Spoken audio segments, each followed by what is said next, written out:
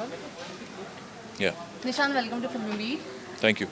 सबसे पहले अगर मैं आपको पूछूं, निकलने के बाद आपने ये सीज़न कितना फॉलो किया? बहुत ज़्यादा फॉलो नहीं कर पाया मैं क्योंकि मैं शूट कर रहा था। I was shooting a film called LAC in Kargil.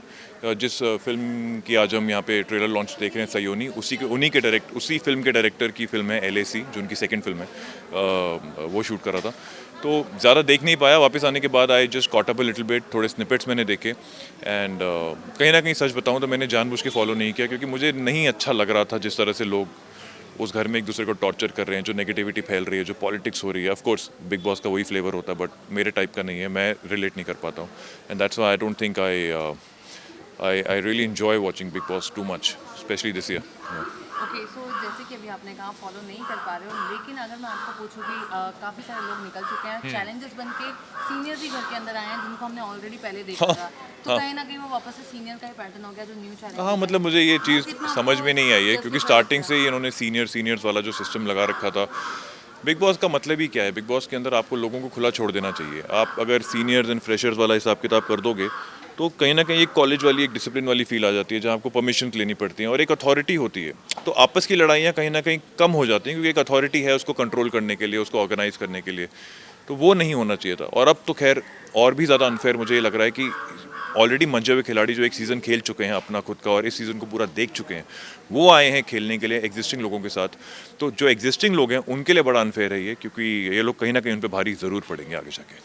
Exactly, तो जैसे कि अभी आपने कहा, आपको क्या लगता है जो आए हैं मनु और विकास, ये दोनों, क्या आपको ऐसा लगता है कि सच में ट्रॉफी के लिए आए हैं? हो सकता है, बिल्कुल हो सकता है। कोई अगर ट्रॉफी अवेलेबल है तो मुझे कोई शक नहीं है कि ये लोग अपनी जान लगा देंगे, अपना पूरा दिमाग लगा देंगे ट्रॉफी जीतने के लिए। तो क्या पहली बार आपको ऐसा लगता है कि इतिहास में ऐसा होगा कि कोई वाइल्ड कार्ड कंटेस्टेंट आके ट्रॉफी लेके गया है? हो सकता है, अगर ट्रॉफी सच में इन लोगों के लिए है तो बिल्कुल पॉसिबल है कि इनमें से कोई एक लेके जा सकता है। ओके, रुबीना और अभिनव की बात करूँ तो वो लोग ने अपने रिलेशन के बारे में बात किया था जब तक आप घर में थे, क्या आपको उसकी भनक भी थी? बिल्कुल नहीं थी। मुझे लगता था Rubina Abhinav are an ideal couple and I still have a lot of respect for them. दोनों मुझे इंडिविजुअली बहुत पसंद हैं, मेरे दोस्त भी बन गए थे घर में वो काफ़ी अच्छे। निकलने के बाद भी हम लोग बात करेंगे, हमने डिसाइड किया था। जब ये चीज़ पता चली तो एक रियलाइजेशन मुझे ये हुई कि कोई भी रिश्ता कितना ही खूबसूरत क्यों ना दिखता हो बाहर से, उसके अंदर क्या तकलीफ़ें हैं ये हमें पता नहीं होता। तो ऐसा उन्होंने सबके सामने बताया कि उनकी डिवोर्स वगैरह की चांसेस हो गए थे नवंबर तक and all that. So I am just happy for this fact कि वो लोग बिग बॉस के ज़रिए ही, साथ रहने के ज़रिए ही, साथ में जो उन्होंने ये गेम में एक दूसरे का साथ निभाया, उसके ज़रिए उनका जो प्यार है, उनका विश्वास है, वो वापस बन गया है and they are back stronger than ever. So I hope and I wish them all the ये सारी बेस्ट। चीज़ें नेशनल टेलीविजन में बताने लायक आपको लगी?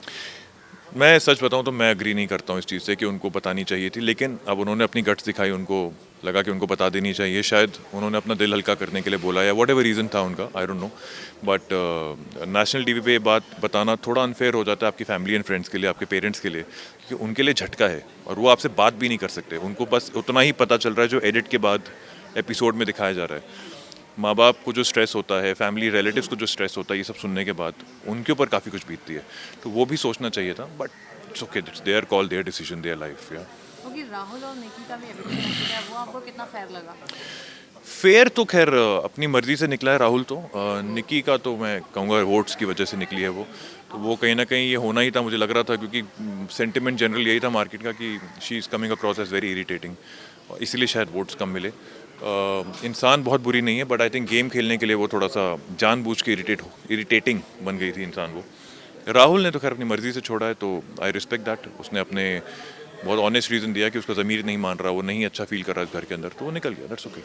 वापस से री एंट्री हो रही है निकी और राहुल की, उसके बारे में आपको क्या कहना है? शो के लिए अच्छा है, उनको फ्लेवर मिलेगा, थोड़ा मसाला मिलेगा। या ओके, तो आपके हिसाब से अगर मैं पूछूं तो आपके हिसाब से जो नए लोग आए हैं ये जो है डिजर्व करते हैं ट्रॉफी लेना, या आपको लगता है कि जो पुराने लोग हैं जो टॉप फोर में जिनको हम देख रहे हैं वो? डिज़र्व तो डेफिनेटली पहले एग्जिस्टिंग कंटेस्टेंट्स करते हैं क्योंकि वो पहली बार खेल रहे हैं। आज अगर मैं दूसरे किसी सीज़न में वापस जाऊंगा तो मुझे पहले से ही एक एक्सपीरियंस है कि हाँ क्या गलतियाँ मैंने की थी, क्या फ्लेवर होता है, मैं देख कर जाऊँगा जो एक सीज़न चल रहा है। तो डिज़र्व तो वही करते हैं जो पहले दिन से खेल रहे हैं। तो I think in all fairness trophy should go to one of the existing contestants, not the wild card entries. Abhinav top four में आया, आपको लगा था? बिल्कुल नहीं लगा था, बट समय के साथ दिखना शुरू हो गया था कि उसने अपनी खुद की जगह बना ली है। पहले स्टार्टिंग में सच में बहुत फीका लगता था अभिनव, मुझे भी लगता था। But I think Rubina and Abhinav together are a very strong unit, और उसी वजह से दोनों इस मुकाम तक पहुँचे हैं। ओके, आपका फेवरेट कौन कंटेस्टेंट है? मेरा फेवरेट कंटेस्टेंट तो खैर अभी फ़िलहाल कोई नहीं है, बट अगर कोई डिज़र्विंग है जीतने के लिए तो मुझे लगता है रुबीना जीतेगी। ऑलराइट, और आपको वापस से बुलाया आज जैसे आपकी रीएंट्री, तो क्या आप वापस से इस शो में जाना मैं चाहोगे? नहीं जा पाऊँगा क्योंकि मैंने कुछ प्रोजेक्ट साइन इतने कर रखे हैं कि मुझे यहाँ से अब शूट में ही मैं बिज़ी रहूँगा। Wahe Guru, thank you. But हाँ, और कहीं न कहीं शायद मैं पसंद भी नहीं करूँगा वापस जाना। That place is not for me. Okay, so big boss ने क्या मेमोरीज आपको दी है? क्या कुछ आप सीख के निकले हो? बहुत कुछ सीखा हूँ, मतलब दुनिया को देखने का नज़रिया बदल गया मेरा थोड़ा सा। मुझे लगता था the world is a beautiful place, very positive place, but then I realize कि नहीं, इट्स नॉट ऑल पॉजिटिव, कुछ नेगेटिव लोग, एलिमेंट्स होते हैं।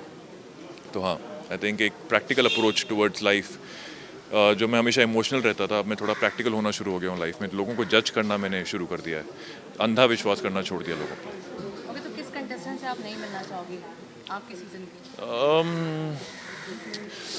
डेफिनेटली मेरा एक बहुत गहरा दोस्त बना था जान नाम का, जिसको मैंने भाई की तरह प्यार किया था, और उसने ही मेरी पीठ में छुरा घोंपा, एंड मुझे नहीं लगता कि I would ever forgive him for that, and I would not be interested in meeting him.